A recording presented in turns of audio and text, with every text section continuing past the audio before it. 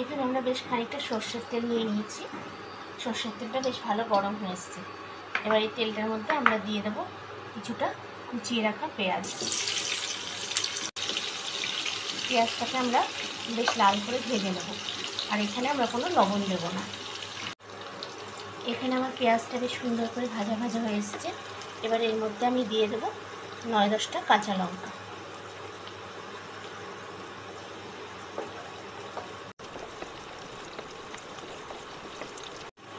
এখানে আমাদের পেঁয়াজ আর কাঁচা লঙ্কাটা বেশ সুন্দর ভাজা ভাজা হয়ে গেছে। এবার এগুলোকে আমরা একটি বাটিতে তুলে রেখে দেবো। এখানে আমি দুটো বড় পেঁয়াজ নিয়েছিলাম। আপনারা যে পরিমাণে গ্রেভিটা বানাতে চান সেই আন্দাজে পেঁয়াজটা নেবেন। এখানে পেঁয়াজটা ভালো করে ভাজা হবে, কিন্তু পেঁয়াজে বেরেস্তা হবে না। এবার তেলটার মধ্যে আমরা দিয়ে দেবো কয়েক কোয়া রসুন আর অল্প একটু কেটে রাখা আদা। এখানে আমি 10-12 কোয়া মতন রসুন নিয়েছি আর 1 আঙুল সাইজের আদা। এখানে আমার রসুন আর আদাটাও বেশ সুন্দর করে ভাজা হয়ে গেছে। এবার এগুলোকেও আমরা পেঁয়াজের সাথে তুলে রেখে দেব। রসুনগুলো তুলে নিয়ে এবার এর মধ্যে আমরা দিয়ে দেব দুটো বড় কুচিয়ে রাখা টমেটো। টমেটোগুলোকে আমরা বেশ ভালো করে লাল করে ভেজে নেব।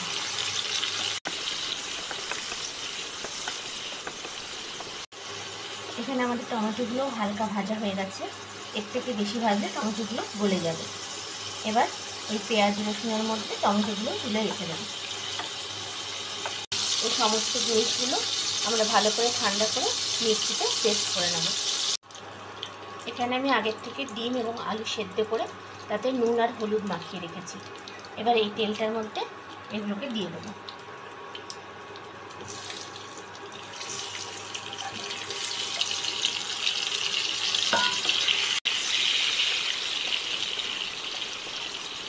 এখানে আমি ছোট ছোট আলু নিয়ে সেগুলোকে গোটা গোটা দিয়েছি। আপনারা চাইলে বড় আলু নিয়ে সেটাকে টুকরো করেও দিতে পারেন। এখানে আমার ডিমগুলো প্রায় ভাজা হয়ে গেছে, তাই এখান থেকে আমি ডিমগুলোকে তুলে নেব। এবার আমি বাকি আলুগুলোকে আরও কিছুক্ষণ লাল করে ভাজব। এখানে আমার আলুগুলো বেশ সুন্দর লাল করে ভাজা হয়ে গেছে। এবার এই আলুগুলোকে আমরা তুলে রেখে দেব। এবারে এই তেলটার মধ্যে আমরা দিয়ে দেব 1 চামচ মতো চিনি।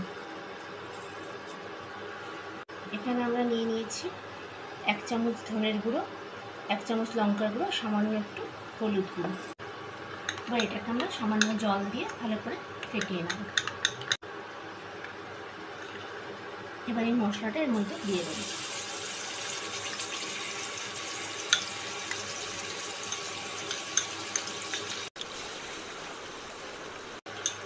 মশলা বাটিটা ধুয়ে সামান্য একটু জল এর মধ্যে দিয়ে দেব। আমার মশলাটা হালকা কষে আসছে। এবার এটার মধ্যে আমি ওই বেটে রাখা পেস্টটা দিয়ে দেবো।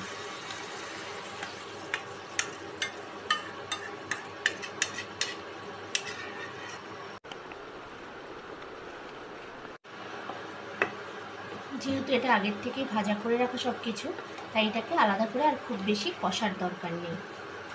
এই সময় আমরা এর মধ্যে দিয়ে দেবো স্বাদ অনুযায়ী লবণ।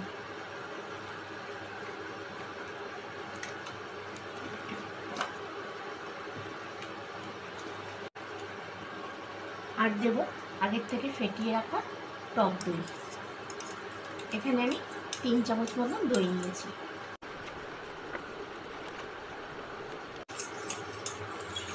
টক দই বাটিটা ধুয়ে দিয়ে দেবো অল্প জল।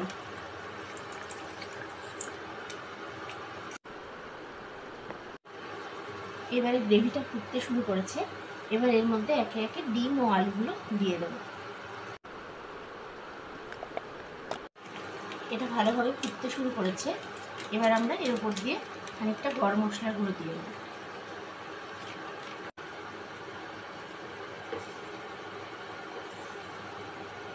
এবার এটাকে ঢাকা দিয়ে 5 মিনিট মতন ভালো করে ফোটাবো। আমাদের লাহোরি এগ কারিটা একদম রেডি। এবার ওপর দিয়ে ধনেপাতা কুচি ছড়িয়ে পরিবেশন করলেই হয়ে যাবে। Thank you.